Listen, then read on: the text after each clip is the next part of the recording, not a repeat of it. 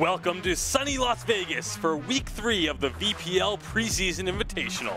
We've got more incredible Vainglory 5v5 action coming your way right now.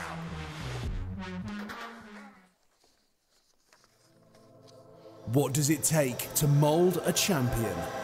Shape your destiny. Hone your craft. In mobile esports, it doesn't get any bigger than this. This is Vainglory, where you master powerful heroes, destroy the enemy Vain Crystal, and claim glory. 5-person teams are forged from across the globe. The best in the world begin their journey now. This season, elite teams attempt to survive a gauntlet of fierce competition from an onslaught of mobile superstars. They'll take their shots until a champion is crowned in their region. Today is where the molding begins, the preseason, where teams have the chance to establish their rhythm as a new 5-player team, try out strategies, and gel as a group in preparation for a historic run for the championship. The VPL Preseason Invitational begins now. The competition is heating up in Europe. Undefeated Clash is leading the pack, but Queso is close on their heels in second place. Behind them, Salty Potatoes and Rising Lotus are fighting for that third top spot as we head into another exciting day on the rise. Boom! How's it going, everybody? My name is Flash X, joined by the wonderfully talented Tasty Bacon. Hope you guys are having a good weekend. We have some very exciting European matches coming up shortly. Yeah, it's going to be a great day of Vainglory for Europe. It is rematches of day one, which means we're going to get some really thrilling battles going on. There's some revenge stories coming out, and a lot of this excitement is being put on our first matchup of the day. It's going to be Clash and Queso getting a rematch. We're excited. The players are excited. Heck, man, can't wait to see Queso Vainglory team win against Clash. Feeling confident there. Tomorrow in the VPL preseason, let's show them what type of cheese we are made of. Tasty, what kind of cheese would that be? I mean, I would hope it would be something like a nice sharp Parmesan or sharp provolone, something that's got a little bit of build to it. You don't want to be like a soft cheese coming onto the rise. But looking at the schedule for today, we see it is going to be Clash and Queso kicking things off today in just a few minutes. Equinox and Wolves will go head-to-head immediately after that, and rounding out Europe will be Rising Lotus and Salty Potatoes. Definitely going to be a fun series for Europe. This is taking a look back of Game 1 of Week 1. Team Queso taking on Clash. Clash looking so clean. The first time we had really seen what they were made of, just how well they understood the macro game on this Sovereign's Rise. Taking down Queso very, very quickly. Queso, definitely the most hyped team in Europe coming into this preseason. Little shaky start. I definitely think that they're going to be looking for a lot of redemption against Clash here today. Yeah, I think the key word in there was hyped. This is going to be an incredible matchup. Obviously, again, Queso wanting that revenge. Clash wanting to prove that they are the undisputed top team in the league. It's going to be a very, very close game of all things to be predictable, but I think this game will be anything but predictable at this point. This is going to be our hype match of the day. I cannot wait to get things going for this one. We're past the halfway point of this preseason. These teams have had a lot of time to adjust, study each other, figure out really what these optimal macro strategies are, when to take objectives, when to push lanes. They are going to be at the top of their games, and definitely both teams looking to make a statement that they are the best team in this European region. Yeah, we'll be diving into some of the stats and numbers a little bit later on, and it's been some really impressive stuff for both of these teams ever since the preseason started. But yesterday, Leon absolutely went off in their matchup. Leon getting to flex that mechanical prowess, playing carry for the first time on the Sovereign's Rise. We all know that he's a super mechanically gifted player. He showed it yesterday. Definitely looking forward to see, will he be in that carry role again today? or will he go back to his bread and butter in that captain position? Yeah, and you see there 14 kills. It's a new record for a single game. It was done in 14 minutes. That is a full 17 minutes shorter than the previous highest kill total for a single game. It is absolutely incredible that what he was able to do yesterday, and it's just another one of the reasons why this is our hype matchup of the weekend. Yeah, he seemed very comfortable on that Varia pick, understanding very well when to go in, when to get to the back line. I saw a tweet that maybe I'm the Doom's not even playing today, so we might get to see him in that the carry role once again. Yeah, it's going to be a thrilling matchup for sure. And one of the things that could make it even more exciting is going to be the addition of Malene onto the Rise. We got to see her at least once yesterday. You know, we weren't sure if we were going to see her at all this weekend.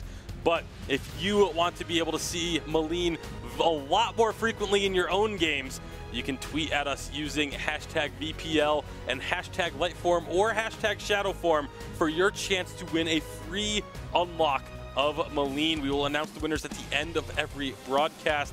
And maybe, who knows, maybe you can get out there, make some plays like Starting All Over did. Slimy Salamanders definitely feeling very bold, giving Malene over to the hands of Starting All Over.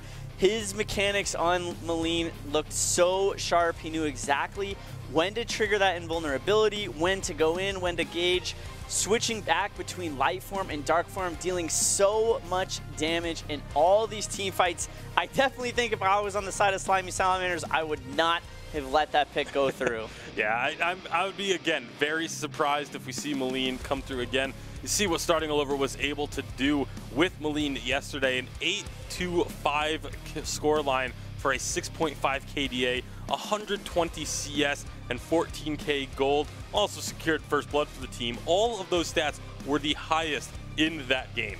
The first blood was really important for getting the ball rolling, making sure he snowballed from the beginning. The real question is, are we going to see Malene in the draft? I think that we're getting ready for draft. Let's hop into the picks and bans. Yeah, we'll get to see. Will there be a Malene pick or will it be banned away? It's going to be banned away, and Absolutely. No surprise. But Clash going to be more than happy to go ahead and grab themselves that Lyra as their first pick. Wow. Churnwalker Adagio. That's a little bit different from the meta that we know. Bold moves by Queso. I'm assuming this is a matchup that they are very confident going into. There's a lot for them to prove. They want to be that #1 team. They were definitely thought to be the #1 team coming into this preseason. Clash right now, they're the ones sitting undefeated. Yeah, there's got to be some sort of plan in mind. For you to go Churnwalker Adagio, I mean, the Churnwalker, yes, I understand. Like, that's a pick that a lot of teams have been starting to put a little bit more focus on. But Adagio's been let through, I think, every single draft. I don't think there's been a draft where he's been banned, and if he has been picked up, it's usually very, very late. So the fact that they let Reza through, they've now let Celeste go through. There's a lot of very strong picks. Samuel is still available as well. There's so many power picks that can be snatched up by Clash. You see, they already got the Reza. You know, now they still have that chance for a Celeste unless Queso take her here.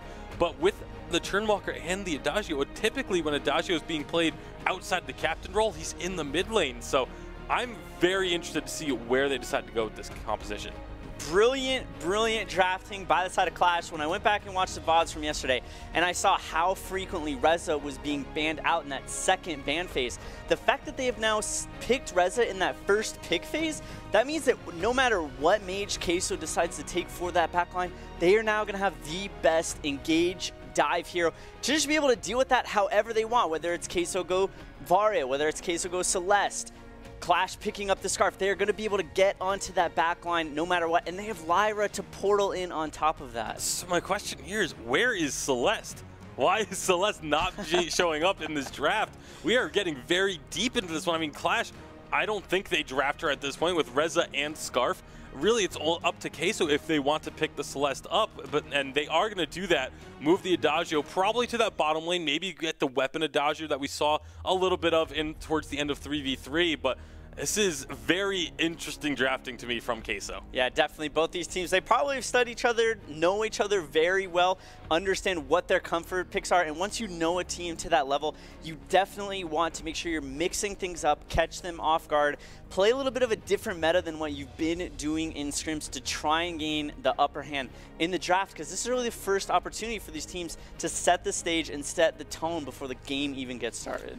So with the Sky ban away there, I think it's a very smart ban because, again, you want to protect your backline, and Sky is one of those heroes that can dive onto the backline extremely effectively, get past it, and there's not a lot of crowd control from the side of Clash. It's the only concern I have with their composition currently. They're going to be relying on just kind of slows, a silence, and a bulwark. That's really all they have for protection, but they're not really focusing on protection. It's all about just having a ton of damage on your side and just killing your opponents before they can kill you.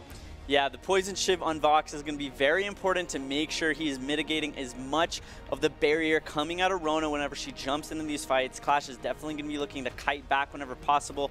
Tony being picked up, so now they have the Tony and Lyra combination. They could go with the carry Lyra. We have seen that out of Clash. Probably going to be the carry Tony. Yeah, though. The only reason I wouldn't expect the carry Lyra here is because they do have Reza and Scarf already for the crystal power. Going with that Tony as a weapon carry would give them the double weapon carry as well. And then a Gwen to round out the composition for Queso. We saw Gwen actually getting banned a lot late in the draft yesterday. So I'm sure Queso's going to be happy to get that one. But their composition, definitely a few more question marks for me. It feels like they have a much more difficult composition to execute on when it comes to the team fighting. Speaking of execution, we have to make sure that Leon on the side of Clash is on top of his game, making sure he is still shot calling exactly what this team needs to be successful. When he calls go for these turrets, this team commits 100%. They're always on the same page, and it is absolutely phenomenal. His mechanics, if he is in this carry role again today, are going to play a huge factor. Queso definitely one of the most dominant teams as far as mechanics go in Europe.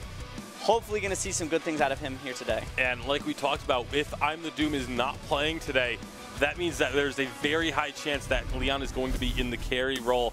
So it is going to be Justman actually playing with them. So it will be Leon in a carry role. But on the other side, we have to look at Tyriz. Tyriz is one of two players on the side of Queso that ever since their first game have not died a single time. That is an unbelievable stat for their, and it just speaks volumes to how well this team has been playing since that first matchup. In case Tyriz and Techno JJ both have had phenomenal positioning, but I'm going to be focusing on Tyriz a little bit more here just because of that jungle pressure that we need to see coming out, especially against a team like Clash, who's all about the rotations.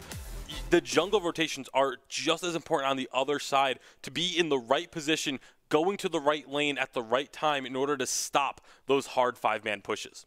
It's definitely to be expected for a lot of these players. First match of the season, have a little bit of jitters. Now that we're over the halfway point, they're a lot more comfortable. They've built this synergy that's as to be expected for such a new game mode. Definitely, they need to make sure they're bringing their A game, and hopefully he has the confidence that he needs in order to be successful here today. Yeah, and again, you can see it there on your screen. 0 deaths since their first game. That is just unheard of for these guys. And I don't think that's going to continue here today. I would assume both of them would fall at least once, but we'll find out if they can keep that unkillable streak alive as we head into our very first game of the day. Thank you very much, Tasty Bacon. Welcome to the European VPL Preseason Invitational. It's the big one here, Stress. Clash versus Queso, the rematch of ages.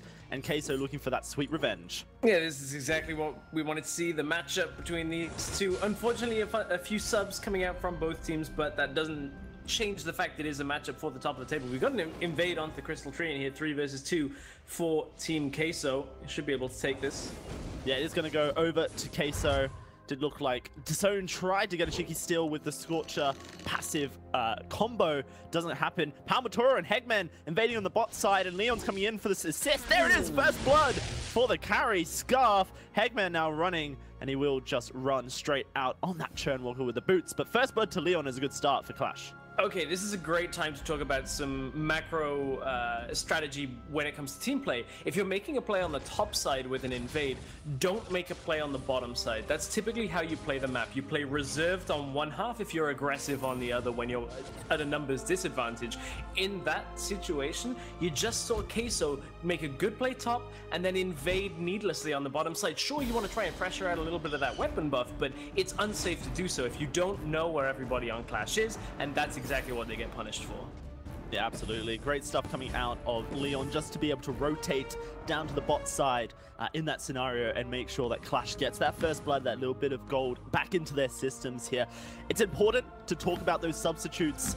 Stress, you brought it up. Justman coming in as the substitute for that captain position. So Leon going to be moving to fill I Am the Doom's presence in the mid lane. Yesterday, we did see Leon move back into the carry position and play that Vario so well. Had a really big performance, but Clash did look a little bit messy with Leon in that carry position. So it might be a little more difficult to shot goal when you're not the captain player. Yeah, just a little bit messier, and we're going to see an engage on the bottom side here as well as Hegman taking a lot of damage up front. And that's let very low. Carl on this Tony will boots right out of there. We do see Justman in position to try and heal up. Leon's roaming though, coming down the lane. Can he get into position to find the kill? Goop lands, but the Spitfire doesn't. Carl gets pulled under the turret, and it is a 1-for-1 trade. Hegman securing that kill just before Palmatoro does lose his life there. And whilst this all happens, Queso once more invading. Hundor and Tyra's taking away the jungle as rotation. This is something they just do so well. And that stat that Tasty Breakin brought up pre-game, the fact that Tyra's and Hundor just have not died, I believe, since that first game, it shows that they're really playing a very clean game since their last Clash match. Yeah, a lot cleaner, and I think that's one of the things you look at. Queso, the team that I would say seem to be improving week on week. It's hard to judge by how dominant a split we have when you look at if you split the table in half, basically the top and the bottom half, there's quite a disparity between the teams. But look, Queso going on the invade again for the second crystal train. They got the first one. This is 4-man now. No chance really of Clash holding on to this, but maybe not quite. No, Clash don't manage to secure their own. So I wonder if Clash do try to make a move onto the enemy Crystal Treant. Feels like it would be too late of a reactory play if they do want to do this. This is really good aggression coming out of Team Queso so far, as they've been able to really hold Clash back on their macro game. And this is something that I was really wondering how 3.2 would really change up the way Clash played early, because on 3.1 they were super aggressive early, really invading as a unit. Justman maybe overstepping here, has to run away from Hegman's clown Churnwalker here. But Team Queso just continuously pressing, and it's really just Tyras and Hundor becoming that two-man raid squad. Yeah, and you have to look at it. I think the Churnwalker is actually a good pick for that precisely because it disrupts so much. We already saw in that bottom lane exchange and now around the Crystal Train, like, you have to rethink how your engage goes because you're not in control of your own destiny anymore. You can get pulled back into a tower, that type of thing. And especially when paired like an Adagio and other heroes, you can get a lot of healing out. And like, this is a very disruptive composition that Queso are bringing to the table. Very different to what we typically have seen. Queso so strong towards this topside jungle here, continuously pressuring Carl here, trying to put him behind. Leon's in a bit of trouble. Hegman gonna land that hook, pull him back. Good block comes out of Justman with the Crucible to keep Leon alive for now, but that's a lot of damage. And a Solar Storm to find the kill. Tenno JJ's a monster. And then up in the top lane, it's Tyras and Hundor taking a turret. Team Queso have really put Clash on the back foot. Yeah, this is the exact opposite of the first time these two teams met. It was Clash taking Queso by surprise in the first encounter. This time around, it is Queso coming out with a much more early game strategy. You can see they've got a lot more focus on how to play this first few minutes of the game, and that really hadn't been developed. They played the first game of the preseason Invitational, so you kind of got to give it to the teams now that the meta is settled. This feels a little bit more like Queso's ball game. Yeah, DAZN trying his best to keep that tier 2 turret alive in the top side, but it will fall. That's another huge amount of gold going over to the side of Team Queso, 21.5 to 17 at this 6-minute mark. It really is just sitting on the back of Tyras and Hundor. As soon as Queso decide to queue up as 4 and really start pushing with that Celeste and Churnwalker in that battle. Clash are going to be in a really strange spot, and it's worth noting that on this 3.2 update, the Ghost Wing is so much more impactful for those turret pushes. Yeah, I'm so glad you brought that up. Easier to take as well. And when you look at Queso, if they can maybe get like the one hook here, get an individual pick, they've got the experience advantage, they've got a bunch of damage in their fold right now. They can just move towards Ghost Wing and take that just off one kill alone. There's no real way of Clash fighting back. They still have a member at level 5 as Justman Celeste. Doesn't quite, Lyra doesn't quite have that full strength. So there's a lot of options available for Queso, and they're actually just going to go with it without a pick. Normally, this is a bit of a risky strategy when it's 5 versus 5 to go for a global objective, but they are so far ahead right now that there's no real threat. Yeah, that's going to go over to the side of Team Queso. They get that buff for themselves. That's going to be an engage coming out of Hegman. Carl and Justman very low. Solar Storm rips through, does a lot of damage. The Spellfire is ticking, but Justman will just about survive. Throws out one more sigil to keep Leon healthy before he tries to backport to the Sanctuary. Team Queso with all the cards in their deck right now. The mid turret will fall for themselves. 3 turrets to 0 so far, and Clash just can't get on the board. Yeah, now Queso are looking for the bot side. Vox may be able to escape just from the mobility alone, but they're looking for the tower more than anything, rather than the kill. It's not necessarily important, but look how quickly he just gets disintegrated in the bottom lane. That's a Vox, that's a mobile hero, just instantly caught, instantly dropped, and that's going to be another tower going over to Queso. Yeah, 3-man push, nothing they can do about that. You see Clash doing their best to try and get some damage onto that mid lane turret, but soon Techno, JJ, and Hundor pop into the lane and scare Clash back. It is only 5 kills in this game, but the difference in power is tangible. Queso just completely unstoppable in their terrain right now. And Justman getting caught out by that Churnwalker. Palmatori doing enough damage. Tyrus, lots of damage taken as he tries to take that tier 2 turret down. Is going to be able to get away, but oh dear, Leon caught between a rock, a hard place, and a gold oak will fall. Queso following their 4th kill here, all grouping up in that mid side, potentially looking to try and take that tier 2 turret. Justman is still level 5. He hasn't even been able to get into this game. Like, that's how difficult it's been. Jumps in, dies very, very quickly there.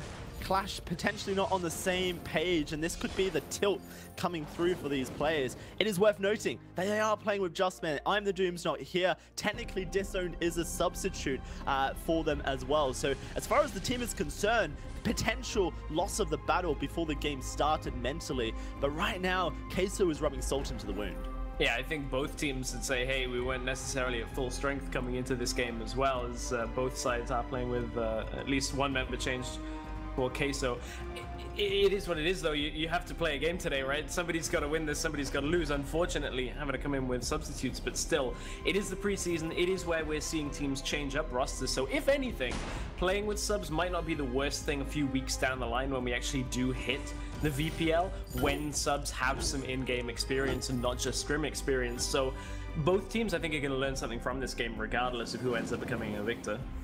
Certainly. 10-minute mark rolling around, and Clash doing their best to tunnel this one out. Hundor getting caught, stunned, takes half his damage, and there's the ult coming through. Bada bing, bada boom. But Hundor doesn't care. Hundor doesn't care whatsoever. He's just going to take all the kills. 2 come through. A turret destroyed in the bot side. Clash losing on all fronts, and even a good engage coming out of the Carl just doesn't mean anything for Clash. It's such a weird position to be in. We haven't seen a whole lot of Gwen recently, but everybody forgets how good she can be in the start of the game. Yes, she does get outscaled by quite a lot of the other carries, but you know, at this point in the game, 3-0-2, the game's wrapping up pretty quick. It's not really a problem for them, and now they can go for a second Ghost Wing of the game. Like, this is probably the Ghost Wing that sets up the finish. We know that Black Claw's spawning earlier on 3.2 as well. Like, this is everything that Queso need in order to wrap the game up. All 3 inner turrets are gone, just those armory turrets remaining here stressed, and a minute left until the Black Claw graces us with her presence on the Sovereign's Rise as well. 3 minutes earlier on the spawn time for 3.2 just gives Queso even more tools to finish this game early. Yeah, I was so far early into the game that I calling it Ghost Wing instead of Black Claw. Doesn't matter what it's called because Scarf isn't going to be around to see it at this point as Leon ends up falling. This is going to be the Armory Tower now under a lot of damage.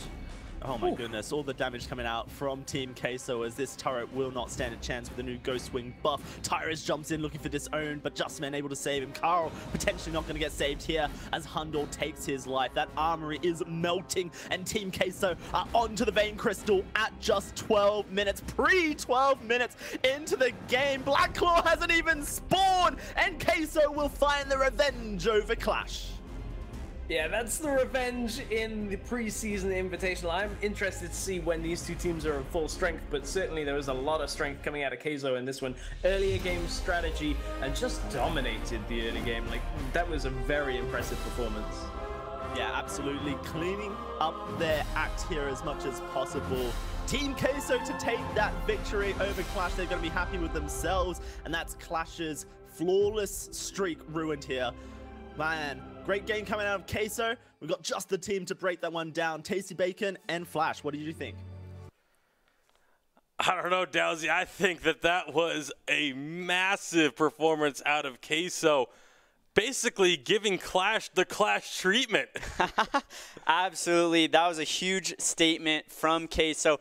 They executed exactly how they needed to. They were on point the entire time. From the moment the game started until the end, that was the macro play. We saw a Clash in week 1, but Queso just doing it better. This last team fight kind of just to wrap up the game. This is already their second Ghost Wing of the round. They didn't hesitate. Going in all on the same page, making sure that they're taking them out. Clash, unfortunately, just not on the same page for this one. Yeah, they were just too far behind at this point to be able to try and stop this pressure coming. You look at them just diving deep onto the enemy team, forcing them away from the objective so that they can then take them. And it started right from the get-go. There was 4-man invades going for those crystal orbs, and then just constantly moving about the map, putting the pressure on Clash so that they couldn't make their own massive 4-5-man moves and pushes around the map. So it was just from the get-go, Clash just had nothing really to say about this game. It was all Queso.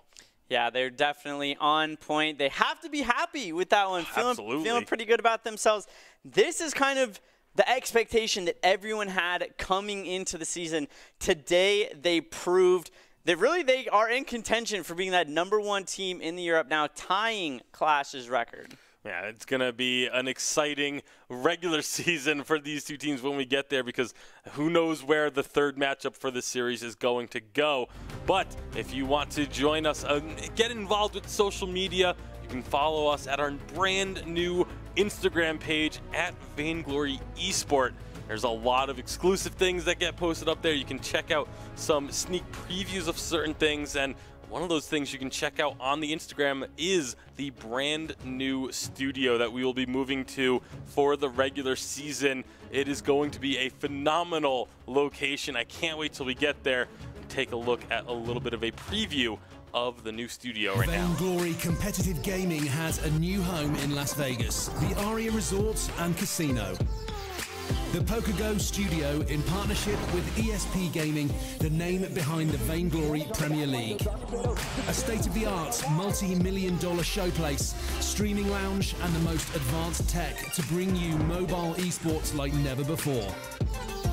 Welcome to the new home for the Vainglory Premier League. Exciting stuff. Can't wait to get into that studio and start producing some content from there. It is absolutely a gorgeous location. Yeah, absolutely beautiful. That might just be where Munchables is hanging out, and he might not even want to leave it. Maybe he's actually helping them get it all prepared for us. Who knows? Hopefully we'll get to hear from him soon. But speaking of Munchables, he's going to have to update those power rankings after that last game. But maybe another update to the power rankings could come from our next matchup as well. We're going to be getting into Wolves Esports taking on Equinox Esports. Again, a week 1, day 1 matchup where Equinox, they kind of took down Wolves in spectacular fashion. I got really excited for Equinox Esports after that game, and then they sort of ended up falling flat from then on as well. So Wolves still looking for their first win, looking for a bit of a revenge against Equinox, whereas Equinox is going to look to try and build some momentum with another victory here today. taking a look at one of their highlights. This is Wolves versus Rising Lotus. Wolves still have been unable to find their footing. They still want to make sure that they get on this board. They have another chance, another opportunity. They just need to clean up the synergy. Go back, watch the Queso versus Clash series, figure out what those teams are doing well. That's oftentimes one of the best ways to learn. Equinox as well, struggling a little bit. They've looked good in some games, a little rough in others. Definitely wanting to make sure that they are coming out on top here today. Yeah, that consistency issue, that's something that's plagued a lot of top Vainglory teams for a long time. Definitely a factor for Equinox. You know, some games they look incredible, some games they look a little bit weaker. A lot of times it has to do with the heroes that they are playing, though. We're going to take a look at some of the unique hero picks that have been picked in Europe. What Europe is picking that not necessarily are being played in North America. You see the Varia, the Grumpjaw has 4 picks, 3 wins. We haven't seen much Grumpjaw in the last week or two. The Ringo and the Petal both have only been played in Europe.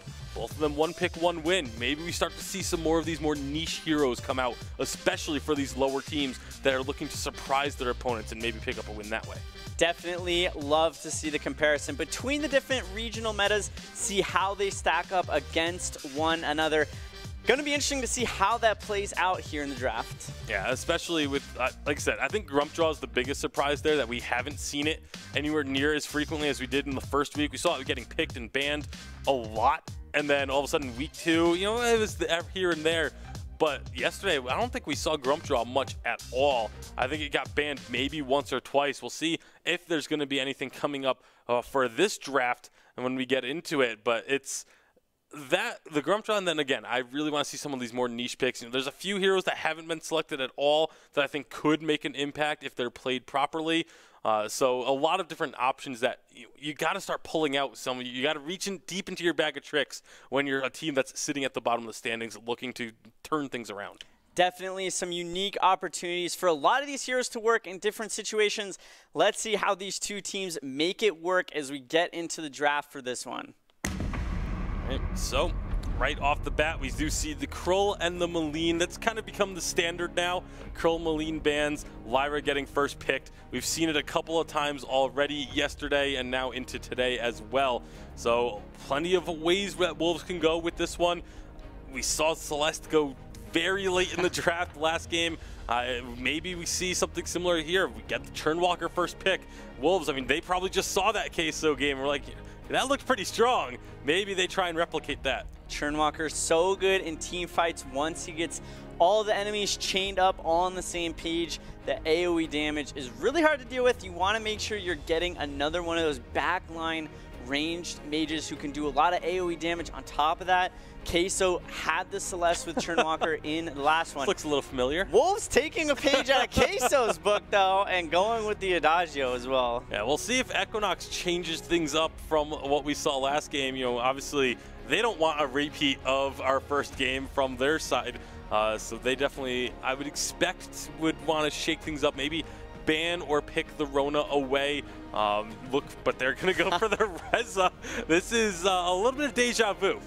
Are we sure this is not recorded, or are we sure that the name's right now? But in all seriousness, it still makes a lot of sense. In theory, when Wolves takes their backline mage, Reza is still going to be so good at getting on top of that. The problem is the early game. Adagio and Churnwalker are so strong in the early game that it's just hard for those heroes that normally are so good in the meta to get the ball rolling, and with how important the early game is, definitely makes things a little more challenging. Wolves, though, gonna take Celeste. Finally changed. Gonna take Celeste off the board, and that's gonna be something that Equinox is definitely gonna want to take note of, because if Wolves goes for the much tankier composition, Reza might not be able to be as effective. Yeah, it is definitely going to be a concern. The Reza is very strong once you get just a little bit going. It's initially in the very early game, not terribly strong, but once you get your first item online, really, is when Reza starts to make a massive impact. So it could be that Wolves just want to try and deal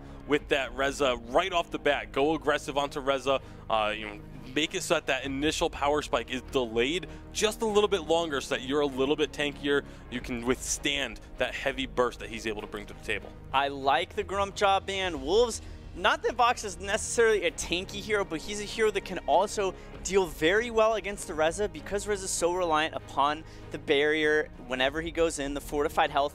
The poison shiv on Vox is something that Equinox is going to have to keep aware of. And Vox, just because he can hit those item power spikes so much quicker than your typical backline mages, Reza's not going to be able to burst this hero down like he would against these more traditional meta mage picks. Yeah, it's definitely going to be a interesting situation to see how they play around it. But with the Tony pickup for Equinox, again, which one of those two, Tony or Lyra, is going to be the carry, who's going to be the captain? I think a lot of that will depend on the final pick. So I like those flex picks like that. I've always been a huge fan of the flex picks. Force your opponents to have to wonder where are they going to go with that final selection. Wolves, they can try and influence a little bit, say, okay, we want to force the Lyra into a carry role perhaps. You just start picking away or banning away some of the weapon carries that are remaining and force them to say, okay, we need to have a crystal, so we have to go with the Lyra. Or if you want the Tony to be the carry, you do the same thing, but with the crystal heroes. So they're going to take the Rona. Means if they do end up banning another weapon bruiser, they're kind of forcing the Tony into that role. Absolutely. Wolves composition looking very tanky. I like this draft out a lot. It's gonna require good execution though. Equinox picking up the Ringo. One pick, one win, 100% win rate. Don't blow it, Equinox. But no, seriously, Ringo, if he is able to get his items, he can scale up very, very quickly, especially if he has a strong early game that all these heroes for Wolves are going to have to watch out for. And there's going to be actually a Varia ban from Wolves. I mean, neither of these two teams really has that strong, solid mid laner, unless that's where the Adagio is going to end up going for the side of Wolves. So Samuel, Varia, Maline, all taken off the board, Celeste as well. So now it's going to be an Idris, likely a mid lane CP Idris. And so Wolves, I would expect something like the Scarf to come out here. It's really one of the only crystal mid lane mages left on the table. We'll see if that's where they decide to go with it, or if they are going to put that Adagio into mid and run something else out of the jungle. I would also think it'd be really interesting if they do go for the weapon Batiste pick, but they're going to go for the Kestrel, actually make it all the way through the draft. It's going to be a lot of damage from the backline. She's going to need to make sure that she's being very careful of the Reza, as well as the portal in from Lyra, because if she steps out of position for just a second, she can get very easily punished. Yeah, this Kestrel pick is something that we saw actually a lot in North America yesterday. That Crystal Kestrel coming through made a lot of impact, could definitely do some heavy damage here with the composition that is going up against them on Equinox. But we're going to get to our players to watch for this matchup. Kick things off, Equinox, a player to watch is Viking, but not for reasons you would expect. He is actually not playing today. And that's what is very surprising to me. He's had positioning problems across a lot of their losses. When they've looked good, his positioning has been spectacular. But ever since that first week, he hasn't had the same level of positioning. He's been in the middle of fights. He's been deep inside the dragon pits when team fights have started. And so he is going to be subbed out today. I'm not sure if it's going to be something that's permanent or if it's just for today or what the case will be, but we'll have to see how this is going to affect the team going forward. Absolutely. On the flip side of the table, for the side of Wolves, going to be taking a look at Paprika. Again, a little bit of shaky performance. He needs to step up in his roles to put Wolves on the board. Sometimes he's looked very good, other times very shaky. Definitely struggling to understand when to go in, when to disengage. A lot of it comes down to team-wide execution though. Wolves as a team needs to make sure that they find a consistent and concise voice that they can rely upon to make sure that they are getting team fights on their terms, exactly how they want, to make sure that they are coming out ahead. And we'll see which of these two teams is going to come out ahead when we do get into the game. I mean, again, this is a matchup between two teams that have been struggling. They have been struggling pretty heavily throughout this preseason. Definitely are sitting at the bottom two spots, but if Equinox can pull off a win here and maybe start to build some momentum on it, this is a team that could end up middle of the table, whereas Wolves, they need to find something. They need to get something going right for the motivation of the team and of the players. I saw some tweets from them after their games yesterday, and a lot of dejected kind of feelings from them. And it's really tough to see because they're up against such strong teams, but it's very difficult to keep things together when you're just consistently losing. So we'll see if maybe they can turn things around. Hopefully that will be the case for them, and we'll find out with Dowsy and Stress. Thank you very much. Back to the Sovereign's Rise we go. Equinox versus Wolves. Another rematch on the rise here as Equinox took a victory over Wolves in week 1. Stress. Wolves have been struggling, have struggled to find their foothold here in the European scene. So we'll have to see what they're bringing today as we got a bit of a role switch up, I believe. Yeah, a little bit of a switch up, but a switch up in the draft as well from what we've seen out of Wolves. Basically what we saw in the previous game with a couple of different changes. So I guess Wolves saying, hey, if it worked for Queso in our last match, let's pick the basic structure again. We're seeing potentially that weapon power Adagio down in the bottom lane. Kestrel is the difference. Oh, up top lane. Yeah, first blood comes out instantly. That's going to be Keygaza losing his life on that Vox. And Keygaza, potentially the analyst, the mind behind the team, has been struggling in his lane so far. Really not being able to... I don't think he's won a lane so far, which, you know, is a hard fact to face, but it's definitely something that Wolves need to kind of solidify in their roster. Yeah, I find that interesting that there's a death so early on Vox. Now, Keygaza was locked into having his B ability taken. It's very common when you have heroes that have an escape. You just kind of sit on not skilling anything in case you get caught out level 1. I think maybe the engage happened after minions had reached the lane, but just a tip for people at home that are playing Vox. If you're not trying to push the wave, you don't need to skill B yet. You can actually kind of just save that and maybe be a bit safer in the lane.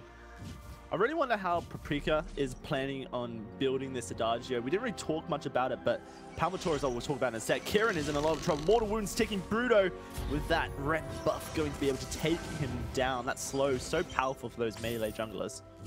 And you were about to touch on the weapon power Adagio, potentially. It's something that we saw in the last game.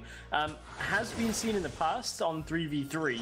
Has quite a lot of damage built into the kit, and I think the other half of it is the sustainability, because you get the heal, you get the empowerment on your own auto attacks, and if in the middle of a team fight you manage to get a heal and that big stun, well, you set yourself up for a bunch of kills.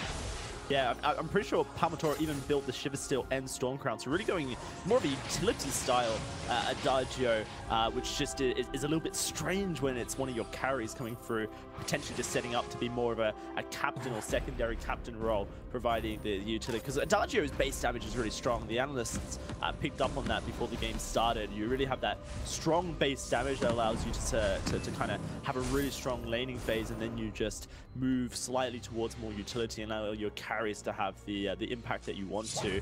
Big skirmish in the top lane as Bruto and Stefantu are butting heads. Stefantu pops the flask, but he can't escape Keygaza. That's more like it. Wolves able to find a kill.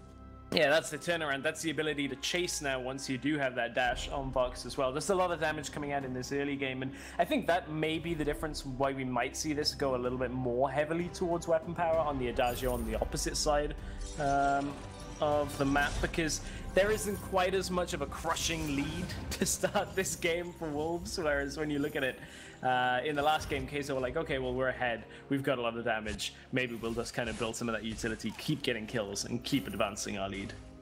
Bruto trying to keep that turret alive in the top side for Wolves. Is going to get chased back into his jungle, then jump over the wall. Equinox are making fairly aggressive moves into the jungle here on the top side. You see Stefantu trying to invade Keygaza, going to find him out. That's going to be Keygaza in a lot of trouble. The stun taunt could come through. No, Stefantu doesn't need it. He's going to punch him to death and then steal away this weapon tree. And it's a big error for Equinox. You can see that, you know, Brutal is up in the lane. Now he's getting taunted in. He's in trouble, going to try into the fray over, but he misses it. Oh! Disaster! Whoa, he's going to run away. Looks like they're more interested in stealing away the jungle than the kill. Flask will be popped, though, to keep Bruto alive. But, you know, Stefantu just putting pressure in it. And with Bruto in the top side, keeping that lane healthy, it means Keygaza has to come into the jungle to try and keep it alive. And this is very difficult. Here comes Asteroid. Stefantu baited. He will fall. But on the other side, it's a big fight in the bot side. Chrysal and Luga trying to find some kills. Paprika going to chase down Luga. The damage of the Adagio ticking. Chernwalker pulls him back for another auto attack. But he will survive.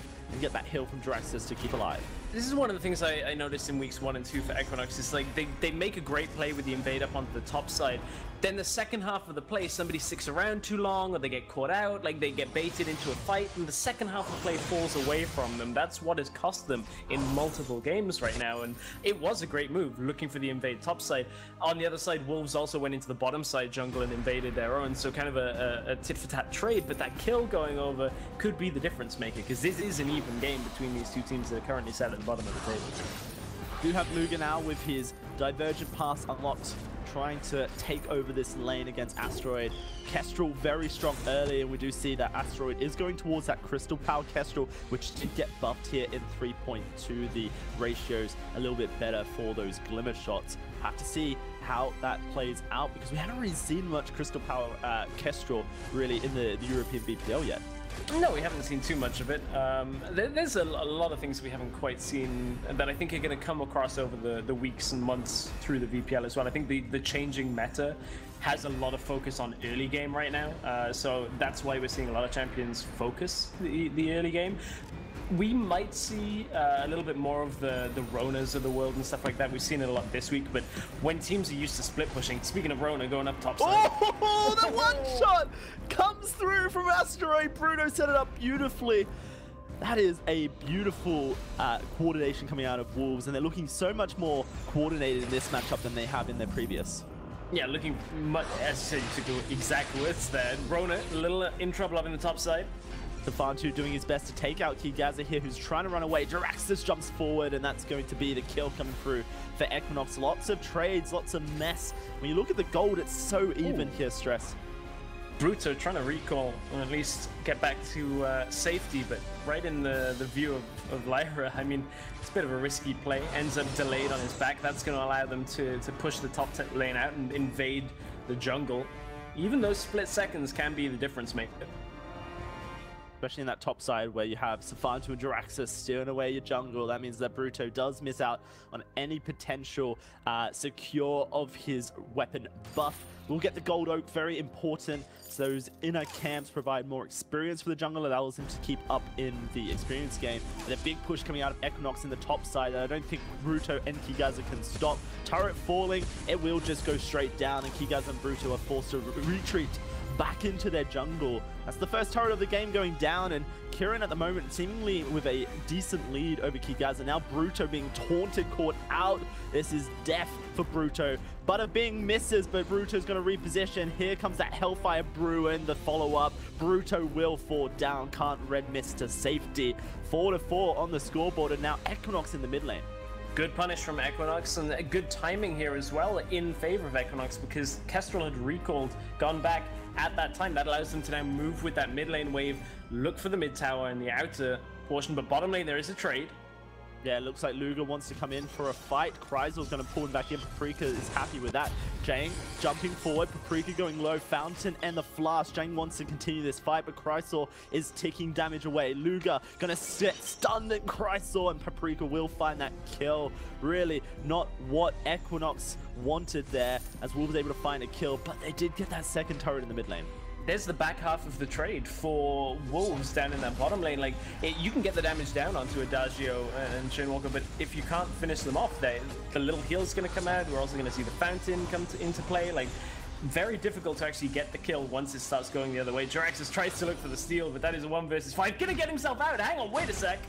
Not quite. He will fall down in the end, doing that desperate attempt with the Lyra to steal it away, but that is Ghostwing now going over to Wolves. They've got themselves a kill lead, but they have lacking turrets taken. This is the perfect opportunity to try and even things up with Equinox.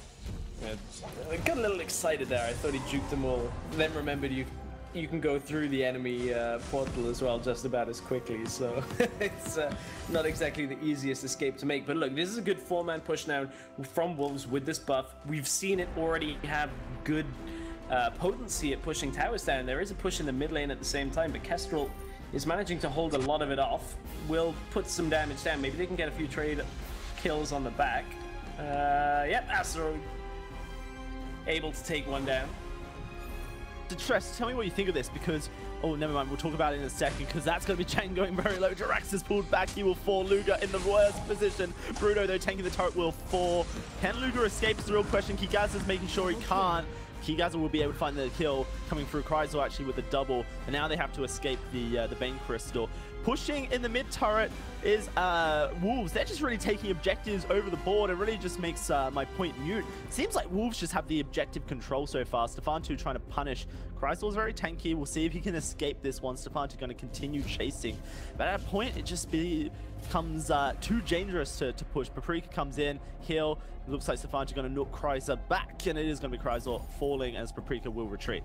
I think it's just a sign of the strength of the Ghost Wing buff right now. I mean, I kind of feel like it was strong enough before adding the added tower damage, because teams would kind of take it and look to group. I think now that teams have learned to do that, being able to group with extra tower damage on top of it is a little bit excessive and really puts a lot of pace into the early game, like very quick tower pushes at the point where we're getting armories at 8 minutes in previous games. So I wonder how that'll hold up on other patches, but certainly the teams are starting to learn that, hey, this objective is the most important thing to be looking at in the early game. And this is a little bit of an overstay on the bottom side. They're going to try and get the Lyra down here for a portal out perhaps, but it's a tough ask. Yeah, Bruno with that red buff doing a lot of damage. Does get turned on and will fall. Jang going to jump on in. A 1-for-1 trade so far. It looks like it's going to continue as Kryzel coming down. That's going to be the escape attempt by Jiraxis, but Kryzel going in. Good reflex block from Jang to escape here. Stefan2 being slowed down and chained up by Kryzel. They will get pulled back into 4. That's now Kigaza, topside, trying to fight off Kieran, but did he bite off more than he can chew? Very close fight so far coming out of those two. As Kigaza wants to get onto this turret, Kieran is low. Kieran will fight. Kigaza will go very low. Hellfire Brew coming through. That should just be Kigaza falling, burning away. Does lose his life just as the Ghost Wing spawns. I wonder if that means Wolves can't go for it. They're going to start it up here, Stress, but it looks like Equinox are wary and coming for the potential fight. Yeah, Equinox will have 3 members here coming towards the Ghost Wing pit. I wonder if Wolves should have looked at taking this to begin with, or Luger trying to go in. Yeah, does decide to move away, just trying to throw their skill shots into the pit. The potential steal, don't want to hard commit to that fight, especially with the man disadvantage. Black Claw has spawned onto the map for the first time today. We'll have to see which team decides to go for it, if any. Kryzel potentially caught out, taunted into the fight. He should just go down. Nowhere to run, nowhere to hide. We do see the rotation coming out from Wolves over to the Black Claw, but this is risky. They've just lost their captain player. They only have 3 men on that objective, and Equinox are all running down towards it. Half health on the Black Claw. Here comes Stefan2, Jiraxis as well, chasing. Kigaza with the silence pop out. Black Claw unleashed, secured by the Kestrel. Can this fight go in the way of Wolves is the question. Kieran going to be the first to fall, as it is going to be Wolves continuing to chase down Luger in the mid lane, and that's going to be Jiraxis losing his life. Can Luger escape? Kigaza, Stefan2 diving on in. Gonna be heals. Kigaza takes the turret down, continues chasing onto Luger. Mortal wounds, the heal coming through. It's a battle of ages, and they will both fall. But it's not good for Equinox. They've lost too much, and the Black Claw is pushing. Good timing out of Wolves, knowing that they could make it all the way up, get the Black Claw, and then be able to secure the fight on the backside, despite not having their captain alive. And look, this is going to be enough damage now to push through. In goes Bruno. Yeah, Bruno is coming in. Jang trying to defend, but the Black Claw has taken down that first armory. And it is just going to be Wolves retreating and allowing that dragon to battle away with the Vein Crystal for now. Turret was taken by Jang in the bot side whilst that Black Claw attempt was happening. Equinox potentially on 2 fronts, really, not coming as a 5 to try and contest that Black Claw. Really just made it an even fight for Wolves. Yeah, I'm going to go ahead and say not worth to get that bottom lane tower in exchange for losing your mid armory and getting the Black Claw taken away. Like, it's a good thing to be looking at where you can trade objectives, but again, if you are trading heavily in favor of the enemy when you have a real opportunity to look for an ace or at least steal the objective away, that right there is just split decision making, and it shows that the shot calling maybe isn't quite there for Equinox in this game specifically. Getting a little bit loose on some of their exchanges as of Wolves, but still Wolves with a very good advantage here, have a lot of control over the map. They might about to be sandwiched here, but it looks like Ringo's backing, Idris is backing. It doesn't look like Equinox actually want to take this fight. Yeah, just leaving Jiraxis in that top side. This is such an important moment for Wolves here, Stress. Currently sitting 0-4 on that scoreboard. 0-5 actually, I believe. And this is their potential now to find their first win here in the European VPL. 15 minutes into this match, they've got the gold lead, they've got the objective lead. They just need to make sure that they close this out cleanly. Yeah, they just need to kind of go through the motions here. Look at what the other teams have done and how you close, and very clearly have their eyes on the prize here as Ghostwing has been started. But look at how close Equinox are. Yeah, Kigaza completely caught out in the beginning of this fight. Kigaza will fall instantly. That's no good for Wolves. Can they turn this fight around? Bruto on the front line going for Jank. One shot from Asteroid. Double kill comes through so far for Bruto as he's in the middle of 3. Look at where Kieran is on the back line. Looking like he might just fall. Asteroid will find the kill just in time, and Bruto looking to lose his life. Equinox turning that fight around, finding the kills they need, and Safantu gonna stop Queso from backing here as he goes in with his ultimate, not quite connecting it, and Queso actually might just pull him into the turret and kill him. Oh dear, mistake coming out of Equinox. They could have turned onto that Ghostwing and taken it for themselves, but instead their kills are meaningless. Yeah, at this point, a little bit of a back and forth fight. It was a good punish from Equinox to kind of deny Wolves the attempt onto the Ghostwing. Like, this has become a very open game where teams are looking at 5v5 without any real setup between it, and that's not really how Wolves should be looking to close this out. They basically have a composition that can look for an individual pick, but Equinox aren't giving them that opportunity. They're actually giving them away more than anything, Wolves, on these individual picks. Back end of the fight, though, they do tidy it up with 1 kill. It denies the Ghostwing attempt from themselves. Wolves have everybody bottom side. Look at Ringo up in the top. There is almost no way Ringo makes it down for a fight, and this is the second time in a row in this game that Ringo has been out of position.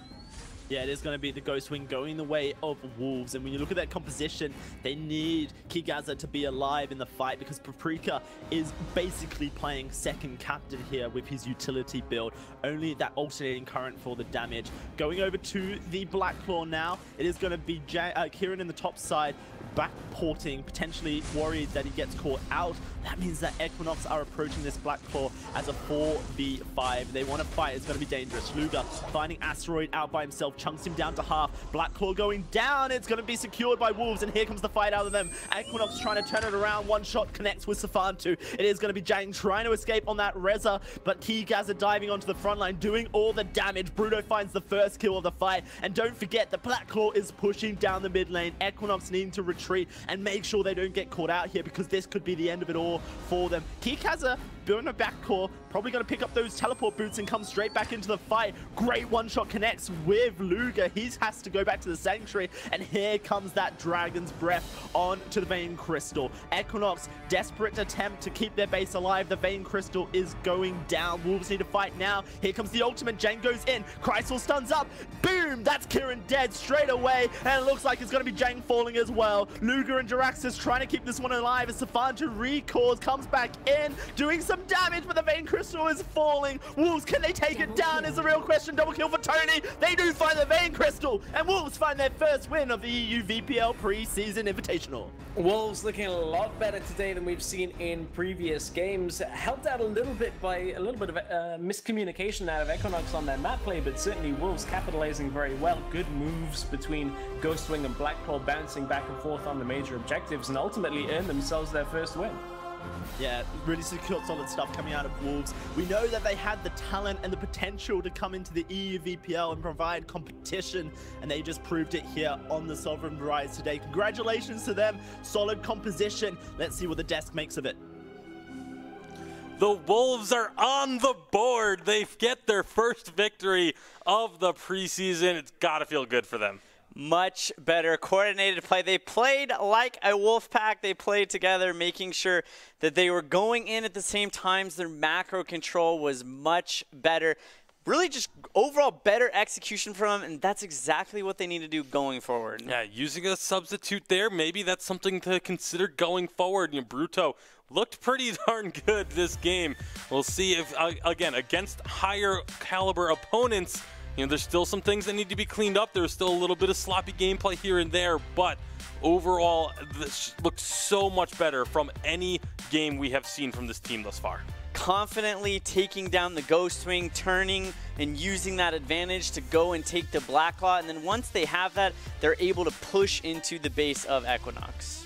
And that Black Claw push, the final nail in the coffin for Equinox. And again, congratulations to Wolves.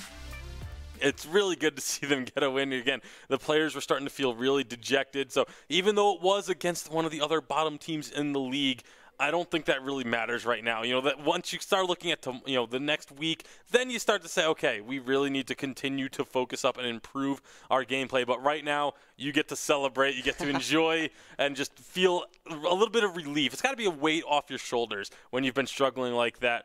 And one of the reasons why they were able to turn this around, and one of the things that's been a big change for Vainglory as a whole, this update has been the Ghost Wing changes on update 3.2. I think this is probably the biggest impact on the entire update of all the changes.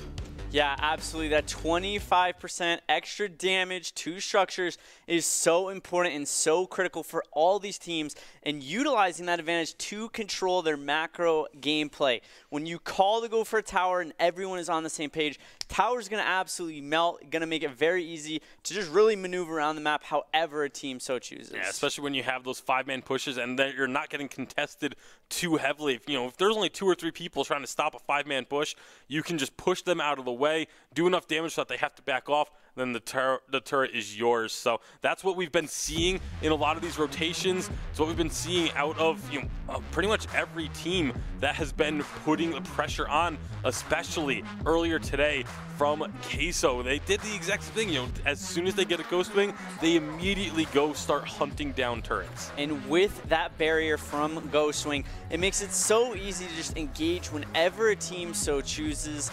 On top of the Ghost Wing buffs, we have lane minions spawning earlier. Haven't really seen as much early game action as necessarily what I would have expected. I think teams are still trying to figure that out. In Black Claw, now that he's spawning 3 minutes sooner at the 12-minute mark, teams are not having to wait around to go ahead and close out these games. As soon as he's on the map, they can definitely go for it and definitely go to close out the game. Although the new Black Claw spawn time hasn't even been an impact in some of our games. We've had a few pre-12-minute finishes, but we'll see if our next game will have a Black Claw unleashed as we get on into this one. It's going to be our final game for Europe here today. It's going to be Rising Lotus taking on Salty Potatoes. Gonna be a great matchup. A few different interesting roster changes happening. Both these teams seeing their moments. There's moments where they've looked really good. There's moments where they've looked really sloppy. Rising Lotus obviously taking down Wolves right here. They need to make sure that the core carries of these teams, Cracks, Keanu Nakoyo, Tentacion, they need to make sure that they're all operating on the same pages at all times in order to find success again here today. Yeah, and I mean, you talked a little bit about the fact that there's some roster changes coming through. Salty Potatoes are going to be a very different looking team than what we have seen previously. Obviously, they had the forfeit yesterday because they couldn't put together a full roster. They had to scramble a little bit to get things set up for today. We'll see how it's going to look when we get into the game because we're about to get into our draft for this matchup. I mean, Salty Potatoes, this is a team that was contending for one of those top spots. They were one of the undefeated teams for a while, and now all of a sudden there's a ton of question marks surrounding them. Back-to-back losses, definitely not the direction that they would have hoped to have been going at this stage. Now that they can actually field the full roster and compete today, they definitely want to make sure that they're not getting sloppy. Churnwalker being banned, first ban though, that's very, very interesting. It's been so popular in the meta here today. It'll be really interesting to see kind of how Salty Potatoes adapts that. No surprise that the Maline is getting banned. She's just too strong right now. Rising Lotus picking up the Lyra, leaving Kroll on the board for what I think is the first time in Europe this weekend. Yeah, we've been having a lot of Kroll first bans coming through here, especially today. And so now Salty Potatoes have to choose, do they want that Kroll? I mean, with the Churnwalker off the board, who's been the popular B-side pick, I would not be surprised if they go for the Churnwalker, or excuse me, for the Kroll, alongside that Celeste getting first picked as well. Again, surprised that we haven't seen Celeste in these first pick rotations throughout our first 2 games. So it's, I'm kind of happy that Salty Potatoes are getting that hero immediately into their roster. There it is. The Kroll coming onto the board can definitely be a menace if these teams do not position, if they aren't getting down good vision to keep tabs on where he is at all time. The slow from the Dead Man's Rush and is on top of the Shadows Empower Me is so hard for so many of these teams to deal with. Rising Lotus, though, getting that Reza, another great first phase pickup. It's been banned so much in the second phase pick, they're going to be able to use that hopefully effectively against the Celeste. We've not seen it have a lot of success here today, but still, all the burst damage coming out of him when he gets onto those backline mages can be very hard for teams to deal with. Yeah, I mean, it's really difficult, although thus far today, we haven't really seen the Reza Lyra combo be super effective. You know, it's had its struggles. It's lost both of the 2 games that it showed up in. So I like the fact that the teams are, have a very clear idea of where they want to go with this draft. And, these A-side teams are getting themselves this Lyra Rezo combo, but they just have to make it work now. Absolutely. A bit of an interesting ban coming out of Rising Lotus, taking the Samuel off the board. I guess that they really just didn't want to have to deal with the double mage composition. A lot of range, but it's not something that we've seen too many of these teams using. And when they are using it, maybe not to great effect. I feel like a lot of times the reason we haven't seen it so much is because it doesn't often get allowed to get through. So it's definitely something that teams are worried about. We've seen it get either banned or picked away when one side gets either the Celeste or the Samuel. The other one is usually not available to them by the time it gets to their next pick. So interesting decision to go for this Lorelei right off the bat. Another one of these heroes that we've seen sneaking into drafts here and there, usually a little bit later into the draft, but obviously Salty Potatoes have an idea in mind. They want this Lorelei on their side. There's not a lot of crowd control just yet for Rising Lotus to really have to contend with, though. Yeah, they don't have a lot to deal with a lot of the heavy, high-pressure engage potential that this Salty Potato roster has started to put together. Lorelei, another one of those heroes that can be very challenging to go against in a team fight, putting down those pools, dropping the fish food, the stuns, the slows, the damage, something that saw a lot of activity in North America yesterday. Yeah, for sure, but coming into this one, I think Rising Lotus, they're pretty well set up to deal with a Lorelei. They have a lot of their engage is a dash or a portal or something else that can just ignore those massive slow fields that get put down onto the Rise. So I feel like Salty Potatoes, may have to look at how they want to play this game a little bit around this Lorelei and use a lot of the pools for movement speed for their team to try and get out or into situations. It's not, I don't think a lot of those pools are going to be used offensively aside from the stun. So it's going to be interesting to see if they do completely change up that play style that they may have been expecting to try and run. Absolutely, yeah. The mobility going to be challenging for Lorelei to have to deal with, but with that water wall, whenever Reza or Rona decides to jump onto a single target, Lorelei should be able to keep that target alive. I assume in this case it's going to be Celeste. Salty Potatoes, I really like the Batiste pickup out of them. That's going to be something very effective for dealing with a lot of these mobilities. They're not going to be able to just hop out of the Ordained, or if they do, they're going to get stunned, obviously. And something that Rising Lotus is going to have to be careful of, because if they do step too far forward, they can get punished very easily. Absolutely can. I mean, again, if you get caught in that fish food stun, it is a long duration stun. There's a lot of crowd control coming out of Salty Potatoes. It's something we talked about very early in the preseason, is how much we like these crowd control compositions. You have a core collapse, you have From Hell's Heart, you have plenty of slows, you have fish food, you have Batiste, who has multiple forms of hard crowd control in his kit. That is a lot to contend with if you're the side of Rising Lotus. They are really going to need to focus on those reflex blocks and be extremely diligent with their timings of it. I think perhaps a Black Feather to try and deal with a lot of this crowd control would be very effective.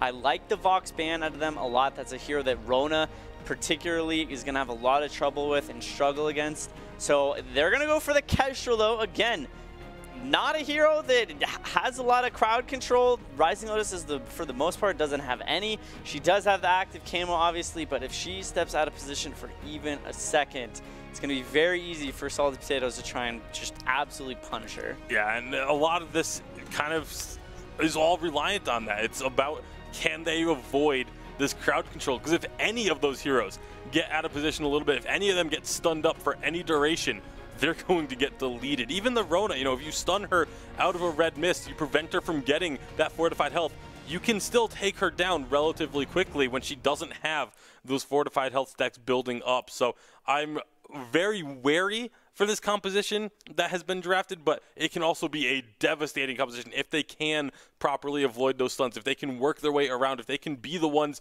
being the aggressors and picking off targets. There's a ton of damage in there. Absolutely, and the Grace on top of that, even more crowd control. Taking a look at our players to watch. Yeah, we're going to first be looking at Cracks for the side of Rising Lotus. He has had some very, very good positioning in their recent games. All of Rising Lotus has stepped up quite a bit in their last couple of matchups, and you see Cracks just the pathing he takes to these fights in order to get into a position where he can have the most amount of impact. It's very smart, very calculated, definitely a high impact player whenever this Rising Lotus roster is finding success. On the flip side of things, for the side of Salty Potatoes, Aeon, whenever Salty Potatoes has been finding victories, Aeon has looked very, very good, making sure that his team is constantly all on the same page, going in when he's going in. He knows how to play very safe in this bottom lane here, obviously the top laner for his team, making sure that he is punishing these teams. When Wolves tries to step up and go for that turret, he defends it very well with some help from Sneaky coming in, and then whenever Aeon needs to go in on this weapon power Grace, he is able to do a ton of damage. Yeah, he's been playing some of these more almost unconventional picks that have sort of become now the norm for these top laners, and has been doing just a great job. So it's really going to be this should be a very interesting matchup. I'm really looking forward to getting into this one and seeing how it plays out, because again, these are two teams that could make a case for themselves to be in that number 3 spot in Europe at the moment. So, you know, power ranking is going to be shaking things up after this week is through. We'll find out where these teams are going to stand as we head on to Sovereign's Rise for the final game of Europe. Third versus fourth here, Stress Rising Lotus looking to try and even things up with Salty Potatoes potentially. We'll have to see if they're able to do it as we jump into this game. Yeah, and this is an important game for Salty Potatoes after yesterday with not being able to play, you know, obviously dropping one loss there. I think that comes really interesting though. You got Krull, you got Baptiste. If we see that weapon power Baptiste, which it is going to be, if they manage to find one person on their own with any of their crowd control, they're just going to get melted down in the late game. Like these are two heroes that are going to really chunk you down quickly. Yeah, when you actually look at the kind of what these two compositions are, you've got a almost siege dive composition coming out of Rising Lotus versus a anti-dive composition coming out of Salty Potatoes. You can't dive a Grace, you can't dive a Lorelei, you can't dive a Baptiste or a Krull. It makes things very difficult. So how do Rising Lotus find their openings in team fights? Well, they've got a lot of range with the Kestrel and that Varia, but after that, where do they find their team fight wins? Well, I think the range is the first part of it. The other part is any defensive style composition, like looking at anti-dive or anti-siege, only really is effective if you do what they're looking you to do in the first place. Like, it's not particularly effective if you're not diving, but they still have that Krull ultimate to maybe set up a pick. That's where it can be adapted into a pick composition, which works very well against teams that maybe are a little upset on their team play to get this. This is a 5 versus 3 on the bottom side. Salty Potatoes, right, they have the health advantage, but not the numbers advantage. And I think they know it. They're going to back away. Yeah, it is going to be that camp actually stolen by imitation. Yeah, if you can believe it. That's actually a crazy steal coming through for that Kestrel. Now has a Crystal and a weapon power buff. Weapon power buff obviously doesn't do as much for the Celeste, but I mean, auto attack's now slow. So let's see how that works. That's going to be annoying. Auto attack. Oh, and in the bot lane, wow, look at this. Oh my goodness, how does Sneaky do this? Finds a kill in a 2v1. Can he find a second? Oh, it's so close. Wait, the minions! Whoa, 2 kills for Sneaky in a 1v2. Everyone loses their lives. Everyone's dead, but Sneaky definitely coming out on top in that. That was great. That was a clutch play in the 1v2 by Sneaky. Like, really impressive on this Grace to be able to get that kill. Surprising amount of damage, especially in the early game. Speaking of the early game, Aeon, he and 11 have been walking around the jungle basically themselves and going up towards top lane. This is one thing that I really like, is when you can kind of power farm a Baptiste through the first 6 levels to get the experience and then get him into the game. when you do this, typically we've seen it with Grumpjaw, I think it's a really good way of empowering him to his core itemization as well as levels, and it puts him ahead.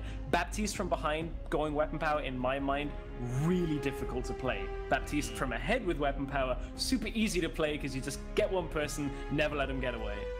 Yeah, no, for sure. And this is something that Queso have done just so well. Tyrus and Hundor continuously roaming in that jungle, becoming a threat. Temptation trying to escape Aeon in 11 here. Going to be a slight dive from Aeon just to smite him out, and now Temptation has to back up. So that can be the lane pushed right on in, and farm basically denied. Salty Potatoes really keeping up the pressure so far. And that's one of the things Salty Potatoes are going to have in mid lane as well. A lot of this push power with the Celeste, and maybe a little tricky situation with the Lorelei, but has a decent amount of damage to trade back. It's going to be Cracks very low. Nomad going to provide the heals, keep him in lane. This continues to go. They're not going to have to leave the lane just yet, but you see Imagination and Class trying to rotate towards that buff. Not going to happen. Keanu's Solicitude going to come up and steal that Crystal Treant away from them. Sneaky is roaming, but I don't think Salty Potatoes can really do anything to contest this. Maybe? We'll have to see. Solicitude takes the Crystal buff. Going to get rooted up, though, by Class, and Keanu is backing off. Right in the Lotus, able to find the steal. We'll just back away from the fight. Yeah, another little fight going on, as well as 11 and Aeon have managed to find Cracks. Oh, they found him again. So much trouble. He's just going to find himself going down. You think, no, never mind. Nomad with a heal comes through just for the last second. Crystal Treant will be stolen away here. Temptation will roam out of this fight as well. So it is going to be trades on those Crystal Treants after all. Rising Lotus take one, Salty Potatoes take the other, but here come the roam squad. Class and Imagination just trying to keep the pressure game up on Cracks and Nomad. Yeah, trying to make sure the mid lane's pushed up, and as well stay up in the experience game. Class a little bit ahead of Nomad Vagabond in this lane as well. Is the 2 versus 2 that we've seen very commonly in mid lane. 2 versus 1 still continuing down in the bottom lane. Sneaky, he's been pretty comfortable despite the fact that this Cruel has not really had any opportunity to come bot side because he's power farming the Baptiste, and it may very well be time to go towards the top lane. As you can see, Aeon has his passive stacked up. He knows there's now a ward here, so won't be able to get there for the kill, but certainly a lot of pressure on the top side out of Salty Potatoes. I mean, if any Weapon Power carry is going to be able to win a 1v2, or at least clear the wave in a 1v2. Weapon Power Grace with her AoE auto attacks make that so much easier. Temptation on this Reza has the mobility needed to be able to escape Aeon and 11, but not really the wave clear needed to stop them if they wanted to, pushing in onto the turret. So it's quite an interesting dynamic that we have going on here as these fights continue, but a much slower paced game than the previous. Only 3 kills at this 6-minute mark, and none of the teams really making any major moves to try and find the lead. I have a gut feeling that it's about to pick up in pace though, because Aeon has just got the ultimate here, and you know, you just stand in that bush, stack up the passive, the movement speed comes out, you hit one piece of crowd control, and then you can continue the engage. So as soon as he finds that opening, he's been hovering around mid lane for nearly a minute now, he should be able to get some impact. But look, this is a good reaction to it out of Rising Lotus, putting 3 people mid. He's never going to go in there if they're outnumbered. That's a bad fight for him to take. Yeah, it certainly is. You see Keanu Koa putting some pressure in onto Class. Oh, his top side. The top side. Temptation in a bit of trouble, but that is a whiffed ultimate coming out of 11. Not going to find anything there. Fight, disengage. Solar Storm does connect with Cracks, but this turret looks like it may fall. Sneaky trying his best to keep it alive. Cracks roaming around. He's on the wrong side of the jungle here. Let's see how this one plays out. One shot miss. Sneaky dodges it. Cracks with the speed buff trying to escape. Nomad trying to keep him alive, but he's roaming in the jungle. Class goes forward, finds the stun. Now can Imagination get into the fight is the question. Where is Aeon? Coming from the other side may not even be needed, because that will be the kill going over to Imagination, but the turret will fall eventually. Sneaky not able to keep it alive. Aeon, can he catch Nomad out is the question. Coming through, the speed boost comes in. Aeon trying to find the kill onto Nomad, but he's not going to be able to find it just yet. The rest of his team coming through. Can Keanu Koa escape? Looks like he's okay for now, but Nomad potentially not going to have the same fate. Auto attack comes through with so much damage, but it's not enough. 4 men from Salty Potatoes in this bot side. They're going to have to find a turret here, you would think. Yeah, Nomad did so much work to split the fight there and keep the rest of his team alive that it actually really lets Rising Lotus take a good amount from that exchange. Cracks just goes in the bottom lane, takes away the weapon power buff for himself. was able to pick that up. I mean, that was actually really well played by Rising Lotus. That was a very precarious position as the fight did begin to split, but Nomad picks the healing room for himself. They are able to get the tower, and the Grace, despite being able to play the 1 versus 2 earlier, not able to when the tower is so low, had to fall back away. So ends up being a bit of an even trade, but Rising Lotus, considering how this game had been going and how it had started to look, have really bounced back against what Salty Potatoes were throwing against them. Let's talk about power differences for a second here between these two mid laners. Cracked on this Varia, an alternating current first item, but when you look at Imagination, we'll talk about it in a second because Nomad, class, sorry, going very low. Imagination, Shatterglass first item, really looking for that burst damage at level 8 extended range. There's a massive power difference between these two mid laners. We'll have to see how those fights play out. Nomad trying to escape, the auto attacks come through. Imagination should have this one. Is Sneaky in the bot side, just keeping Kianakoa busy as the first kill comes through for Salty Potatoes. A whiffed ultimate comes out of Aeon, but Kianakoa is stuck in a rock. Can he escape? Looks like he should be able to. Sneaky coming in, slows, but there's a turret to try and keep him alive. Aeon charging forward, gets some damage out with that tension bow, but it's not enough to find the kill. And as this is all happening, 11 topside looks to take the turret. Yeah, continuing to push, and the rest of his team looking for the ghost swing on the bottom side. That was one of the things that barrier ult comes out for, is to deny an instant and immediate ghost swing. They've delayed for a decent amount of time. Kestrel ult is available. Yeah, one shot. See if that can line up, or... Ooh. Whoa! Wow, okay. You want to steal our ghost swing? Not today, buddy. That's yeah, that's the Shatterglass early item coming out of Imagination. Going in towards a Broken Myth second, really just looking for power on this Celeste. And we've had a lot of talk about Celeste today. How strong is she in the current meta? A lot of people going back and forth. I know Nivmet is discussing what he thinks about the hero. Really interesting times for this mid laner. Such a staple in Vainglory as a mage. Gonna be Aeon, just finding out a kill by himself. Doesn't look like Solicitude was in the right position. Salty Potatoes continuing to pressure this mid lane and the bot side as well. They're going to find a turret somewhere, but here comes the fight. Kianakoa going in. That's a great dive from Temptation. Class is in a lot of trouble. So is that Batiste. Will find his life falling. A double kill comes through for Nomad of all people. Imagination last man standing, but he's going to find a returner somehow. In fact, it was the minions coming in. Sneaky now trying to find some kills. What's going to happen here? Going to be the turret looking like it's going to fall. Good fight from Rising Lotus, but just wasn't enough. The turret will fall nonetheless. It was a good punish by Rising. Oh, and down another one goes. I was about to commend them, but then the overstay a little bit. They wanted to push more. Aeon's going to try and find another. This is one of the reasons we've seen Krull banned quite a lot, but Aeon, 2 out of 3 ults have whiffed a little bit. In the first one, there wasn't the follow-up on from the Baptiste, so hasn't exactly been working on its own, but certainly has a lot of strength. Yeah, certainly. Cracks now with a Dragon's Eye. A lot of more power available to that barrier, especially once she gets stacking up. Solicitude called out again. Sneaky just going to put the damage down. Does miss his knock-up. Solicitude running. Will fall eventually. The range coming through, and that's another turret falling for Salty Potatoes, able to take that one out in the top side. And I wanted to call that a bit of a desperation play out of Solicitude, because I was looking at mid tower thinking, okay, maybe they got damage on it, he wants to just follow it up, but no, full health tower, and Rising Lotus kind of just walking one by one into this middle lane, like Reza's caught out now behind them as well. Aeon's going to pick him up pretty handily as well. He might get Imagination first though. Here comes the Varia ult. This is a good position for it. Yeah, great position, lots of damage coming through, but no kills just yet for the Rising Lotus squad. Dive comes in from Kianakoa, Imagination laying down the damage.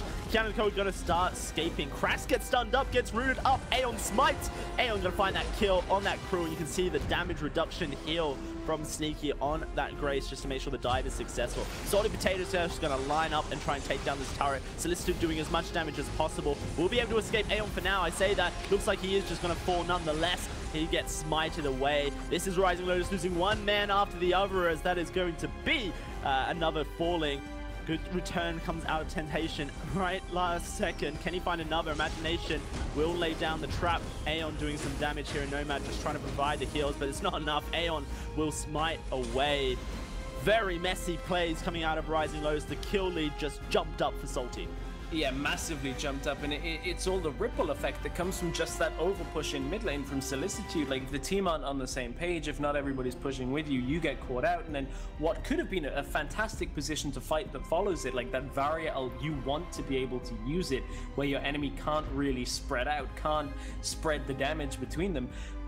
the fact the numbers disadvantage completely negates a great ultimate position. They can't really take the fight. And again, Rising Lotus not quite on the same page here. Crack's looking to try and take the Ghost Wing, but the rest of the team aren't there. And in comes Salty Potatoes. Like, again, just different pages, maybe even different chapters on this book for Rising Lotus, because they are not really working as a cohesive unit in this game.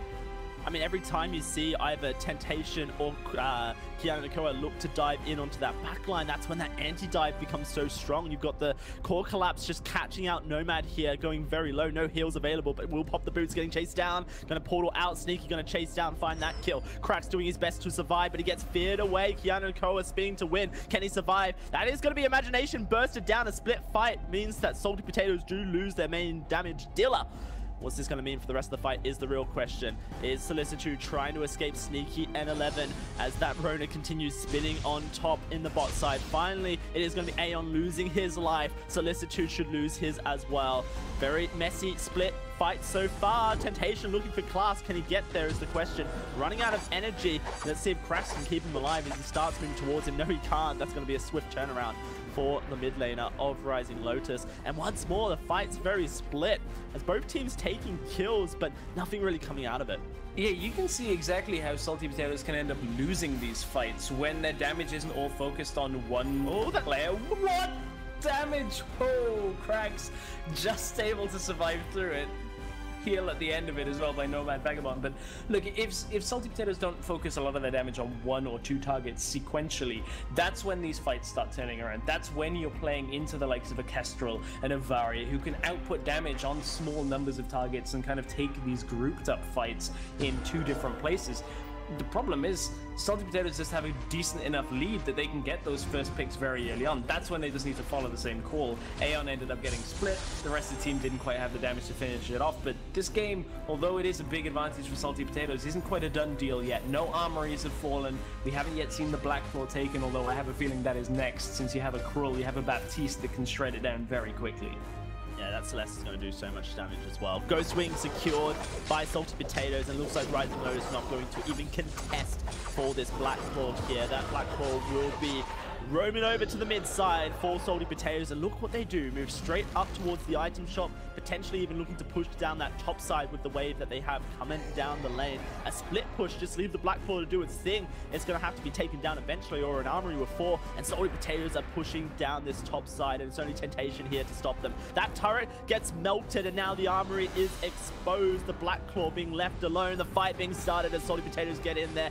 Nomad gets stunned up. Keanu diving onto the backline. Lots of damage onto Aeon, but he will be able to escape. Sneaky now frontlining. That's a great stun coming through. Keanu will fall, and now it is going to be Temptation losing his life as well. Only 3 members alive for Rising Lotus. Nomad gets stunned up, and Salty Potatoes looking to pounce on in as Sneaky gets that Solicitude. Can he lay down the damage is the question. Cracks and Nomad just about to escape. Lots of damage being dealt here. That armory will fall. The recalls though, the spawns even not coming through quick enough. Maybe Solicitude can push them back as 11 going very low. Cracks just needs to land one more shot, and that is a dead Baptiste, and that is going to be Nomad going in to find the kills. Imagination loses his life as well. Solicitude will take down Aeon. The Raiders have been thwarted here, stressed, but can they take down the Dragon? I really like the start of that engage and the start of that sequence from Salty Potatoes, where they say, okay, well, we know that mid lane is going to automatically push now here with the Black Claw, and they move towards the top lane. Black Claw does manage to just get that armory with one of the final swipes. I like the beginning of it, and then getting the tower, the armory, and the first couple of kills. Then they end up stacking on the route back out, and that's exactly what this Varia wants. Varia's, even though the alternating current comes out, we've seen the B-Max, which is more towards the use of just basic attacks during a fight. There's still a lot of damage that comes from that ultimate if you end up getting hit by 1 or 2 of those lightning strikes once a fight starts. So that's where the fight turns around. Rising Lotus, they heal back up, come back out to the fight, and even though they are at a numbers disadvantage, they're full health right in their base, and it's an easy cleanup. It's still critical damage done by Salty Potatoes. One more Ghost Wing, or certainly a Black Claw would put this game away, but they're not up yet. The global objectives are down for a little while longer. Yeah, it's 17.5 minutes here, Stress, one of the longest European games so far. We'll have to see how long it will take for Salty Potatoes to push back into that base and attempt a second run at the Vein Crystal. I mean, it's not all over yet for the side of Rising Lotus. It's only a 6,000 gold deficit at this 17.5-minute mark. It's not as huge as some of the gold deficits we've seen from a dominating team, but with this Ghost Wing now respawning and Salty Potatoes moving into Take It, this is really the penultimate moment for Rising Lotus. And Good time for the ult come though. through. It is going to be the dive coming in. Great barrier ult doing a lot of damage to Politician Shade. Knocks everyone back. Rona stuck in a fight by her own, and she will lose her life. Temptation taking a lot of damage, but they are turning it around. Solicitor doing the work. Can they get that barrier out? Temptation will escape, and now it is going to be Krax on the front line taking too much damage. Krax loses his life. Sneaky diving on in. Temptation low, and Rising Lotus are splitting. Temptation trying to round around the corner. Solicitor trying to backport so they have some form of defense, but now it's only 2 men left here, and Nomad will try and give his life up for Temptation. A very mobile Reza. Can he get away is the question. They've split the fight up. This is perfect for them. Aeon will chase down Nomad, but I don't think Aeon can get the kill, and that is going to be Temptation trying to escape Sneaky as well. Temptation even wants to turn it around. Sneaky knocks him up. That's going to be Hill coming through. Sneaky's now healed. Temptation will start to run. Aeon's not done yet. Sneaky finds a kill. Aeon finds a kill. 2 members losing their life, and back to the Ghost Wing we go. Back to the Ghost Wing. Solicitude still has that ultimate available. Varia is back and alive, so this is still quite a split fight. Look at the health bars on Salty Potatoes. This isn't dying quite as quickly as they would have liked it to either, but they have been able to deny. That's a blind attempt at the steal out of Kestrel, but it wasn't quite enough. A little bit of a late Thunderbolt thrown by Krax, but okay, it was a good attempt. It was a good attempt out of Rising Lotus to try and regroup there, but they have to now assess their base. They have 2 waves pushing with those armories being down, and it is an exposed Vein Crystal that stands in their base. So now it is the Black Claw. This is where the earlier work has been done by Salty Potatoes. They have enough control of the map that somebody must stay in the base of Rising Lotus. That gives them the numbers advantage for a very easy Black Claw take.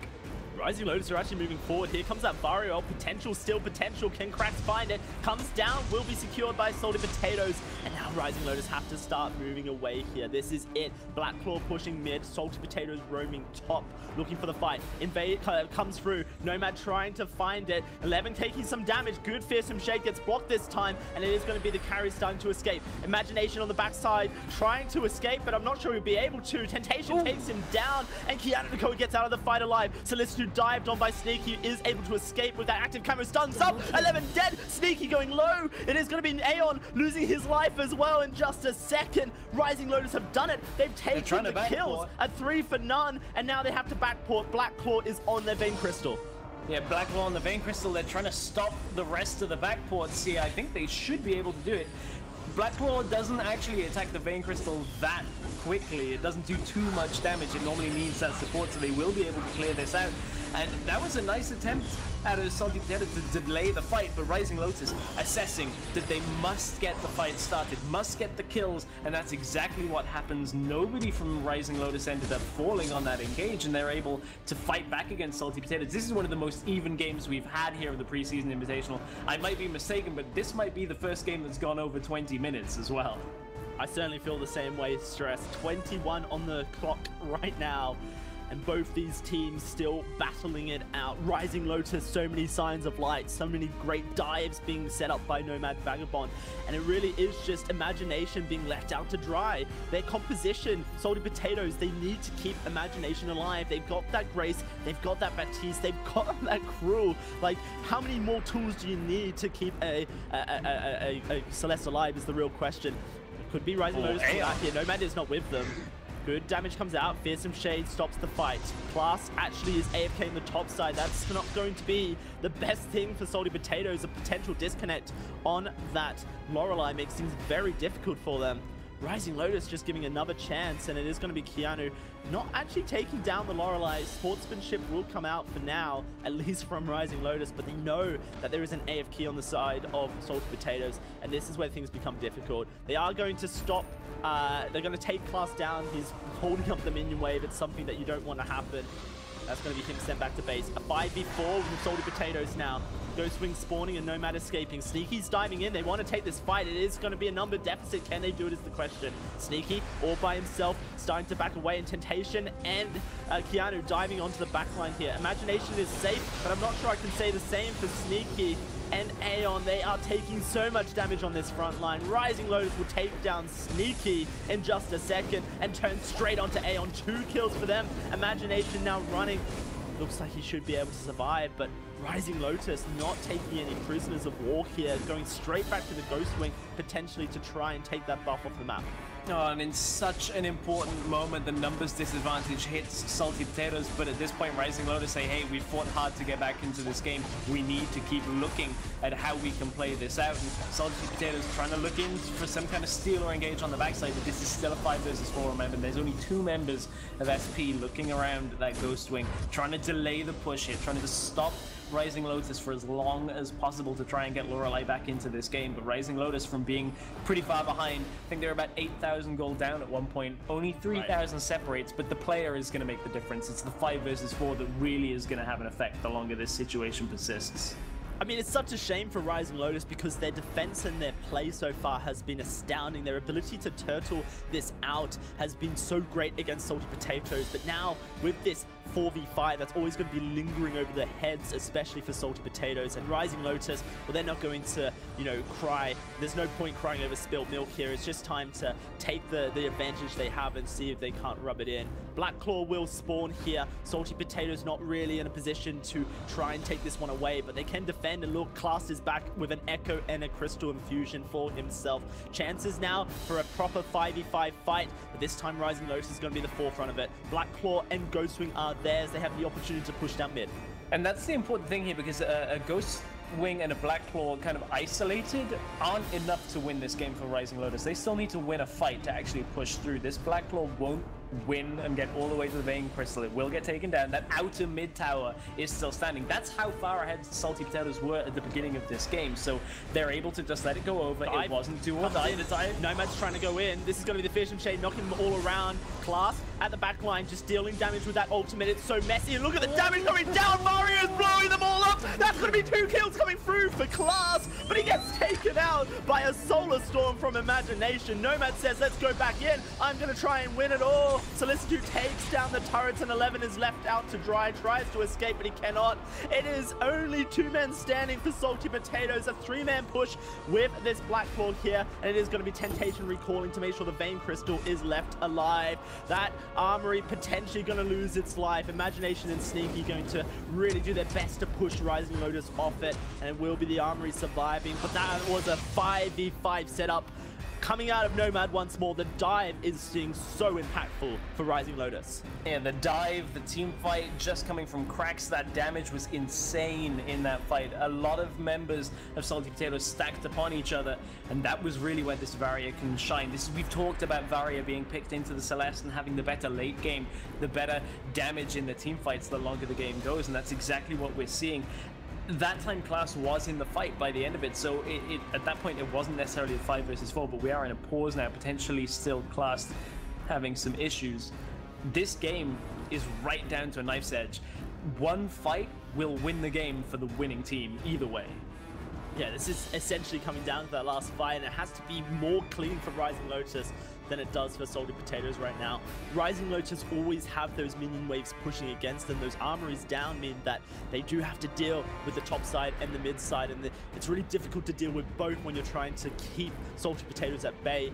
We got the Ghost Wing spawning in only a couple seconds as well, Stress. Something to note when we do finally come out of this pause is that a buff will be respawning, and these teams will be looking to try and get their hands on it. One thing I want to look at, though, is I think when you look at what team has the benefit of playing more passive, I think you can look at Rising Lotus and say, hey, their composition actually plays better around not engaging a fight just wildly, whereas Salty Potatoes, for them to get a numbers advantage in fights, they actually have to make a pick happen. Rising Lotus can say, hey, we'll wait for them to start an objective, we'll wait for them to try and engage, and then we'll turn it back around on them, because they can just clear minions in their base until they're ready to go fight a Ghostwing or a Blackclaw. Whereas the SP, it's going to be a harder ask. You basically need to open the map up to yourself to getting a pick, or at least an objective, in order to close the game out. Yeah, when we look at the scoreboard, just to kind of give a context of where we're at, 45 seconds on the clock, so really late into this game. The scoreboard, the gold is now neck and neck stress. 77k to 77.3. These teams are basically at equal builds now. Late game team fights are so important, and with Nomad continuously finding the engage necessary, with Krax being able to stack up that Dragon's Eye, allowing his ultimate just to do so much damage, it's really becoming a trouble for Salty Potatoes to actually keep Imagination alive, sorry, on that back line. And these frontliners in Sneaky and Aeon are just losing their lives too quickly. And the other thing is, it's difficult for 11 to get the damage out in response because he has to stick on a target. So does Aeon. You have to stick on a target until those weakness stacks have basically come to fruition, and you can chunk through people. Like in these one after another fights, that's where you'll see the Cruel look very good. That's why it's such a good thing in solo queue. Has been good as well in competitive, but in these straight up 5 versus 5, throwing everything against the wall at the same time, it's very difficult to get that working, and we're seeing it falter a little bit here in the late game. Well, I can confirm that we haven't quite hit the longest game yet. Slimy Salamanders have the record at 26.5 minutes, but actually now I look at the clock, we're there, and a fight is breaking out. This is the longest game in 5v5, and it is continuing to go. Dive comes through from Rising Lotus, and Salty Potatoes are on the back foot, trying to run, but they're grouped up this time. And I don't think Rising Lotus have found the entry they need just yet. Cracks stacked up, that's going to be the first kill going the way of Salty Potatoes as Temptation loses his life. But look at where Cracks is, he's so healthy on the backside, and continue ramping up that damage. Salty Potatoes want to move on in here, but they're not so sure of themselves. It's very risky. If only they can keep Rising Lotus at bay, keep that Dragon's Eye. Dive coming through. They want this fight. That's going to be Nomad going in. Cracks, chain damage, finds the first kill. That's going over to Keanu. Looking for a second. He does get stunned up here. Sneaky healing himself, but Solicitude and Cracks are trying to do the deeps. An even fight, a 4v4 now. Rising Lotus will push Salty Potatoes back even more. Another engage comes out of Nomad. That cooldown is ridiculous, and Aeon will lose his life. Cracks takes one. Cracks takes two. Looking for three, but look, it's a teleport. Imagination is trying to backdoor. Solicitude is in position, will take him down. That is a great play coming out of Rising Lotus to keep their base alive and make sure Salty Potatoes gets none of what they want. Rising Lotus have looked fantastic with this late game composition where they've been able to just pick and choose their engagements. I said maybe they can play more passive, wait for the engage to start around Ghostwing. They say, hey, no, we want to go aggressive. We can actually dictate the fights a whole lot better using Nomad Vagabond to go in and set the fight up for themselves, deny all of that mobility on the backside, and wouldn't you know, they're going to start the Ghostwing. They've got Rona doing what Rona does on the top side, trying to push out, create a little bit of space that could open up a Blackclaw attempt, and the death timers are so long right now. We're hitting 50+ seconds on the death timers that this could very well be back-to-back global objectives here for Rising Lotus, and again, this could be what they need to turn the game around. I feel like this Blackclaw, now it will start doing the damage to the base that we'll see end the game for Rising Lotus. So I must correct myself, this is the longest game in EU so far for the VPL. The record is 31 minutes and 8 seconds in North America between Tilt Rehab and Nova Esports. We're almost getting there. Stress only 2 minutes away from that point, but with a Ghostwing and a Blackclaw, Rising Lotus are essentially setting up for their end game push here. Nomad Vagabonds, his engage has been so quick, but he is top. He's out of position. Rising Lotus need to be careful here. This could be the throw for them. They've been so good so far. Sneaky taking a lot of damage. It is going to be Nomad escaping, but I'm not sure I can say the same for Cracks. Aeon is on him. Keanu Nakoa positioning. Temptation getting in there, but it now is Solicitude in trouble. Armory goes down. The Blackclaw still pushing. It is going to be the first casualty, Aeon, but there's Solicitude losing his life as well. Nomad escaping Salty Potatoes, but Temptation wants Imagination. Imagination's in trouble. Here comes Keanu diving on in. Red Mist spinning, and 11 will fall. Kill goes over to Temptation, and it's going to be more as Sneaky tries to escape. Can he do it is the question. Sneaky very low, and Temptation just wants to dive in and find the kill, but a great stun from Class keeps him alive, and a Solar Storm will take Temptation out. Nomad gets revenge. The Black Claw still pushing, taking down this Vein Crystal to half, but Rising Lotus cannot continue the push, and they lose an Armory turret in the bot side. This game is going the mile. After such a good performance, back-to-back fights going Rising Lotus' way, they get caught out in the mid lane, and that's exactly what Salty Potatoes have been looking for, the fight with the numbers advantage, where they can start breaking open, and Aeon just stuck on cracks for the majority of that fight. It meant the Vario's damage just was not there for the rest of the fight, and that's what gave Salty Potatoes the way in. Good tail end of the fight, though, came out of Rising Lotus, but it was just scrappy enough that a couple of members of Salty Potatoes get back. They're able to take out the Black Claw, defend a second Black Claw on the comeback attempt by Rising Lotus. Rising Lotus have been in the lead for the gold for the last little while here in this game. The last few minutes have been under their control, but look, this has become very open, very scrappy back and forth fights to end this up. That wasn't the clean fight that Rising Lotus needed. Yeah, we were at 55 kills as well, Stress, on that scoreboard. This has been a bloodbath of a game. Rising Lotus have turtled so well in this game, and now they're looking to try and turn this around. It's anyone's game at this point with the mid lane Armory down. That relieves some stress for the Rising Lotus squad because they only have to worry about that top side. We're hitting 31 minutes, only 8 seconds until a record is made here in the VPL, the longest game of history so far, and I'm sure many more to come. Rising Lotus versus Salty Potatoes. Ghost Wing spawning in just a second. Solicitude looking for a fight. Does run in all by himself, but here comes the rest of the squad. Vario ult is out. Rising Lotus are going to the Ghost Wing, and I don't think they're going to get contested. Yeah, no real way of contesting too quickly here from this one. That's the Ghost Wing down. Nice attempt at the steal with the ultimate, but this is the recall coming out from Rising Lotus. They know there is no point rushing this one. They need to play this out carefully. A lot of towers still stand on the side of Salty Potatoes, so basically it's mid lane or nothing for Rising Lotus. They can't afford to go to the other lanes and push them out fully because of the way that the other lanes will just push right into their base. So basically it's win a fight in mid and end the game, or lose the fight anywhere else and probably lose the game at that point for Rising Lotus. Not too many options, but they have had such crisp team fighting for the majority of the last 20 minutes of this game. I think it's worth noting that both Sneaky and 11 have teleport boots purchased here. There are no deep scout chems placed, so they can't really base race or try a backdoor attempt just yet. But it could be an influencer later on into this game. We'll have to find out. Imagination trying to take the Crystal Trio, but it does get taken. Nomad coming in with the invading Class, and Aeon are in the front line of this Rona. Fearsome Shade will knock Temptation to a side, and that is going to be Rising Lotus falling back. They don't want to really fight in a choke point against the Celeste.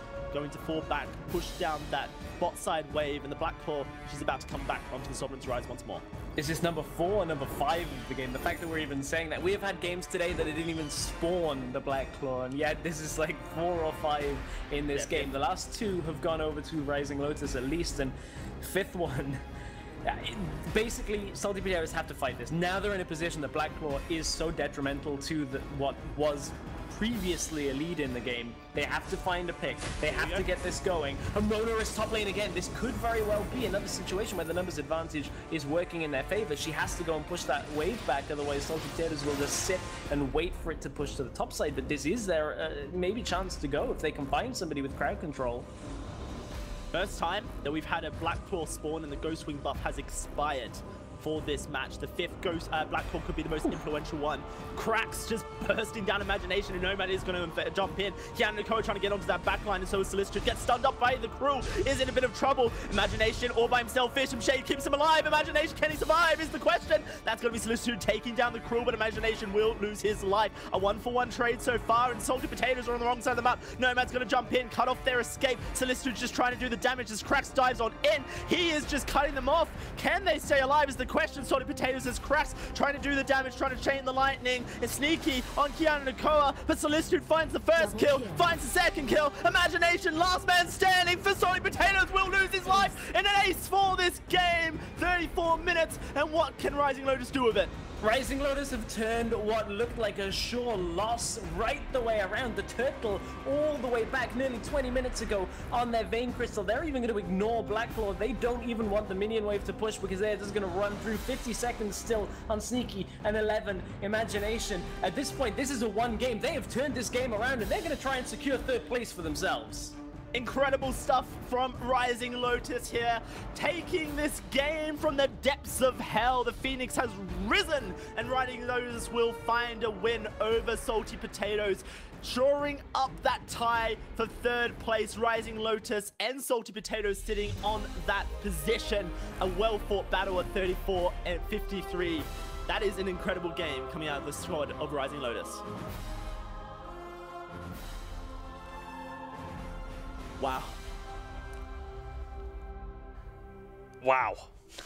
What a game. Our casters being rendered speechless by the end of that one. Absolutely incredible. Our longest game of the VPL preseason by over 3 minutes, almost a full 4 minutes longer than our previous longest game. Absolute test of endurance for these two teams. Has to be a heartbreaker if you are on the side of Salty Potatoes. Class, unfortunately, disconnecting when they had the momentum. Let's go ahead and take a look at some of the highlights. This huge team fight. This is eventually what allowed Rising Lotus to close out the game. Once players are at full build, it is so hard for Celeste, with how mobile Rising Lotus was, for her to really land a lot of those heliogenesis. And Rising Lotus just constantly maneuvering around, Celeste not landing the damage that she really needs to. 11 just needs to commit on that weapon power. Batiste, go in, start getting those stacks so that he can have an impact in these team fights. Unfortunately, Salty Potatoes falling. Huge congratulations to Rising Lotus, though. That was a very well-earned victory. Yeah, and the other thing about this game was those reflex blocks. You know, early on, when Salty Potatoes were winning all these team fights, they were getting a lot of this crowd control. They were stunning up members of Rising Lotus. By the end of it, every single member has a reflex block. You know, they have the Crucible. That was when they were able to slowly start to bring things back. It was a great game to cap off what was a great day of European matches. Let's take a look at the results. Obviously, with that victory, Rising Lotus move into a tie with Salty Potatoes. Earlier, we had Wolves pick up their first victory, and Team Queso taking down Clash, getting the revenge. And that was kind of the story of the day, was this revenge, this day of redemption for all these teams. These were the same matchups we had on the first day of preseason. All 3 games with the opposite result.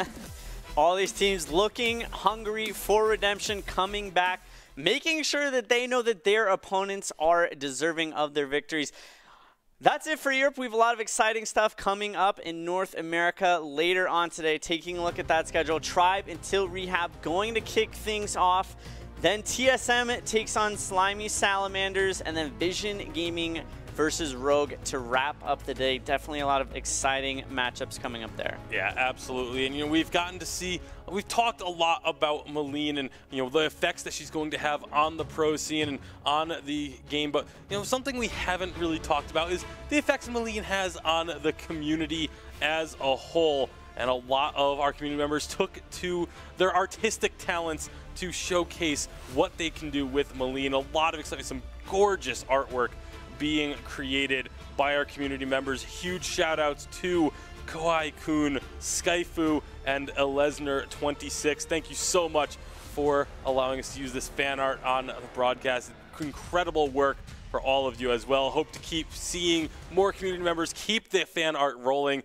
Keep showcasing your talents and what you can do in and out of the game. So cool to see how so many of you are talented in the community. Maylene winner for today. The Maylene winner for our European broadcast is Swaglord McGee. Congratulations to Swaglord McGee, the winner of that free Malene Hero Unlock. And if you want to go ahead and get yourself a Malene Hero Unlock, make sure you tune in to the North American broadcast coming up at noon Pacific. We'll see all of you then.